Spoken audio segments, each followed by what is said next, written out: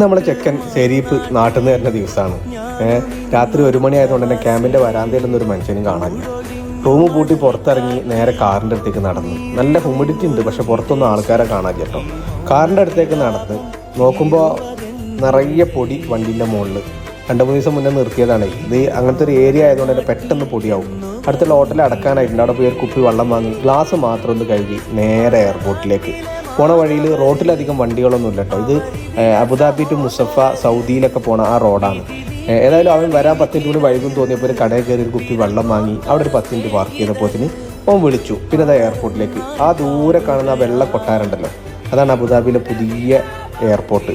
എന്തായാലും അവൻ പറഞ്ഞ നമ്പറിലേക്ക് മെല്ലെ വണ്ടി കൊണ്ടുപോയി പാർക്ക് ചെയ്തു.